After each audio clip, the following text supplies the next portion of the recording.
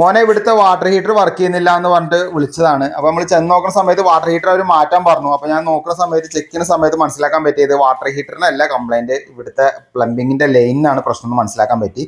അപ്പോൾ എന്താ വെച്ച് കഴിഞ്ഞാൽ ഇതിൻ്റെ പുറത്ത് ഒരു വാൾവ് വെച്ച് കൊടുത്തിട്ടുണ്ട്. ഈ വാൾവ് കണ്ടോ ഇതേപോലെ ഓപ്പൺ ആയിരുന്നു. ഇത് ക്ലോസ് ചെയ്തപ്പോൾ വാട്ടർ ഹീറ്ററിൽ ചൂടുവെള്ളം വന്നു. അപ്പോൾ ഇങ്ങനെ നിങ്ങൾ എല്ലാവരും വിചാരിക്കുന്നുണ്ടാവും ക്ലോസ് ചെയ്ത് എങ്ങനെ ചൂടുവെള്ളം വരിക എന്നല്ലേ. അത് സോളാറിൻ്റെ ലൈനാണ്. ഇവിടെ സോളാർ വെച്ചിട്ടില്ല. അപ്പോൾ സോളാറിൽ വെക്കുമ്പോൾ ഇത് പുറത്തുനിന്ന് ലിങ്ക് ചെയ്തിരിക്കുന്നു.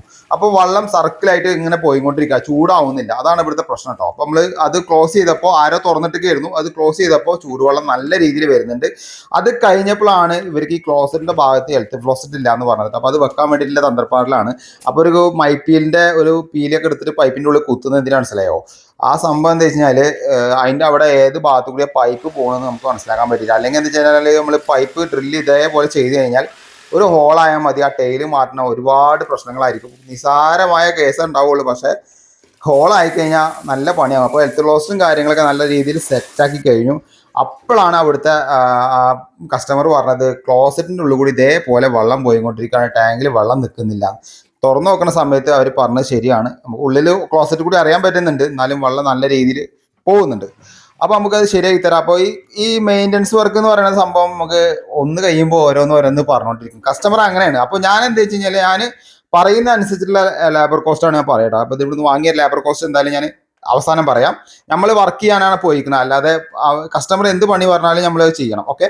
അപ്പോൾ ഇവിടെ ഈ വാഷർ നമ്മൾ കഴുകിയിട്ട് വെച്ചിട്ടും ഈ ലീക്ക് നിൽക്കുന്നില്ല. ഇപ്പോൾ രണ്ടാമത് ഞാൻ കഴുകി സെറ്റ് ചെയ്തിട്ട് രണ്ടാമത് വെച്ച സമയത്തും ലീക്ക് നിൽക്കുന്നില്ല. അപ്പോൾ എന്താ ഇവിടുത്തെ പ്രശ്നം മനസ്സിലായോ? ഈ കാണുന്ന വാഷറാണ് പ്രശ്നം കേട്ടോ. ഈ ഫ്ലോട്ടിൽ വരുന്ന ഒരു ചെറിയൊരു വാഷറാണ്. അപ്പോൾ ഇത് വാഷർ ഉപയോഗിച്ച് തേമാനം വന്നിക്കണു.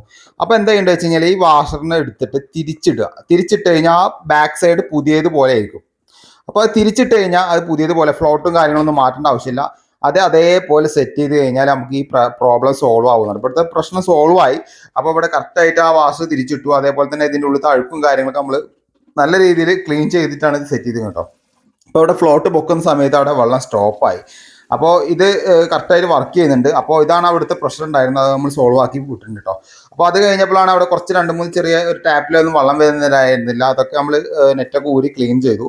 അപ്പോൾ നമ്മൾ ഇവിടുന്ന് വാങ്ങിയൊരു സർവീസ് ചാർജ് എന്ന് പറയുന്നത് 850 റുപ്യാണ്. അപ്പോൾ നിങ്ങൾ വിചാരിക്കണ്ടാവും ഞാനിപ്പോൾ ആ വാട്ടർ ഹീറ്ററും മറ്റേ ഹെൽത്ത് ക്ലോസറ്റും മാത്രമാണെന്നുണ്ടെങ്കിൽ ഞാൻ 500 വാങ്ങി പോന്നിരുന്നു. അപ്പോൾ ഈ ക്ലോസറ്റിൻ്റെ ഒരു പണിയും കൂടി വന്നപ്പോൾ ഒരു ടാപ്പ് 2 പോയിന്റ് ക്ലീൻ ചെയ്യാണ്ടായിരുന്നു, ഈ നെറ്റും കാര്യങ്ങളൊക്കെ. അതുകൊണ്ടാണ് ഇപ്പോൾ അഡീഷണൽ 350 റുപ്യ ചാർജ് ചെയ്തത് കേട്ടോ. അങ്ങനെയാണ് ഞാൻ ടോട്ടലി 850 റുപ്യ ചാർജ് ചെയ്തത്. നമ്മൾ മെയിൻ്റനൻസ് വർക്കിന് പോകുമ്പോൾ നമ്മളിതൊക്കെ കണ്ടിട്ട് വേണം പോകാൻ. നമ്മൾക്ക് പോകുന്ന എക്സ്പെൻസ്, അവിടുന്ന് തിരിച്ച് സാധനം വാങ്ങേണ്ട എക്സ്പെൻസ്, ഇതൊക്കെ കൂട്ടിയിട്ടാണ് നമ്മൾ ലേബർ കോസ്റ്റ് പറയാറ്. അപ്പോൾ സപ്പോർട്ട് ചെയ്യുക, ഷെയർ ചെയ്യുക.